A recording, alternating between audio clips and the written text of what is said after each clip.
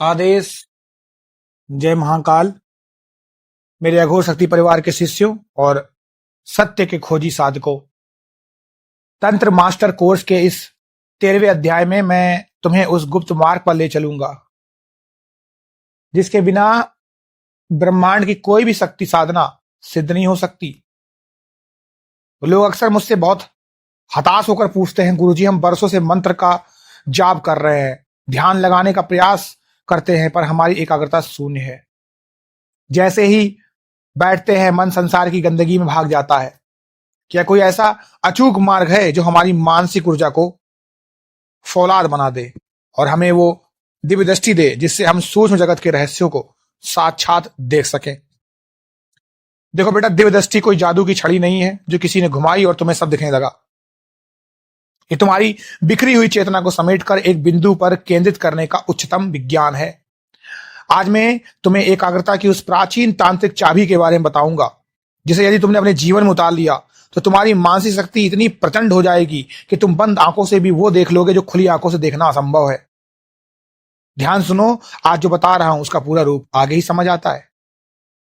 पहली बात, बहुत गहराई समझो। जब तक तुम्हारा मन 10 दिशाओं में भाग रहा है तब तक तुम तंत्र के मंत्रों में प्राण नहीं फूंक सकते। एकाग्रता और दिव्य दृष्टि का अचूक मार्ग तुम्हारे आज्ञा चक्र और तुम्हारी श्वास प्रश्वास की गति से होकर गुजरता है। जब एक साधारण मनुष्य श्वास लेता है तो उसकी ऊर्जा फेफड़ों तक ही सीमित रहती है, लेकिन जब एक अघोर साधक श्वास खींचता है तो वो अपनी प्राण वायु को मूलाधार से खींचकर सीधे आज्ञा चक्र पर चोट करता है। तंत्र विज्ञान के अनुसार दिव्य दृष्टि प्राप्त करने का पहला अनिवार्य चरण है आंतरिक प्रकाश का संचय। जब तुम अंधेरे कमरे में बैठकर अपने गुरु के दिए मंत्र का मानसिक जाप करते हो और अपना पूरा ध्यान दोनों भवों के बीच टिका देते हो तो वहां एक सूक्ष्म घर्षण पैदा होता है। शुरुआत में तुम्हें केवल अंधकार दिखाई देगा, फिर धीरे धीरे नीले या लाल रंग के प्रकाश के बिंदु दिखाई देंगे।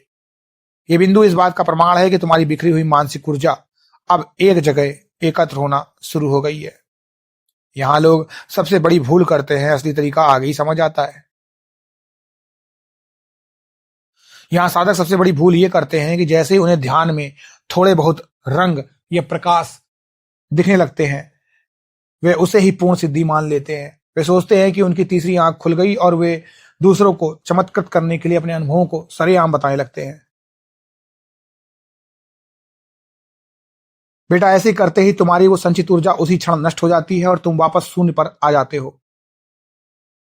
दूसरा मुख्य चरण समझो, जब तुम्हारी एकाग्रता लोहे की तरीके से मजबूत हो जाती है तो तुम्हारी चेतना भौतिक शरीर की सीमाओं को छोड़कर सूक्ष्म जगत की तरंगों को पकड़ने लगती है।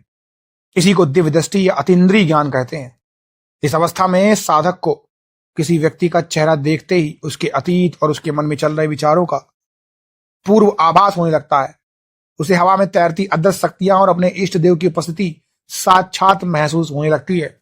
लेकिन इस मार्ग पर चलने के लिए तुम्हारी तैयारी बहुत पक्की होनी चाहिए। तुम्हारा आहार शुद्ध होना चाहिए और तुम्हारी वाणी में छल योजन नहीं होना चाहिए, क्योंकि अशुद्ध पात्र में दिव्य दृष्टि की ऊर्जा कभी नहीं टिकती।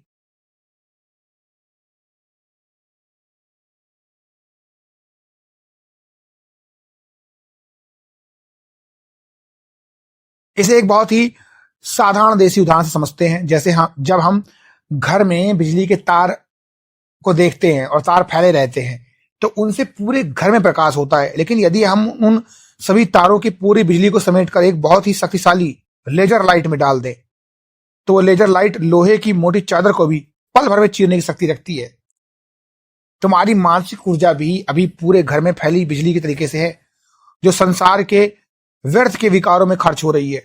तंत्र की यह साधना तुम्हारी ऊर्जा को उसी लेजर लाइट में बदल देती है जिससे तुम्हारी एकाग्रता और दिव्य दृष्टि संसार के हर भ्रम के पर्दे को चीरकर सत्य को साक्षात देख लेती है।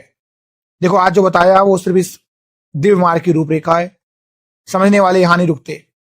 जो लोग अपनी एकाग्रता को चरम पर पहुंचाना चाहते हैं, आज्ञा चक्र को जागृत करके दिव्य दृष्टि प्राप्त करने के उस परम गुप्त तांत्रिक अभ्यास और ताटक की विशेष क्रिया को सीखना चाहते हैं, उनके लिए तंत्र कोर्स का अगला भाग खुला है और साधना का केवल भाग 2 सदस्यों के लिए रखा गया है। वहां हमने वो विशेष चक्र कीलन और दृष्टि जागृत बीज मंत्र साझा किया है जो तुम्हारी अंतर्दृष्टि के सारे कपाट यानी दरवाजे खोल देगा। अपनी तैयारी को पूरी करो और फिर देखो कि कैसे तुम्हारा रास्ता खुलता है। निर्णय तुम्हारा है। आदेश आदेश आदेश। जय महाकाल।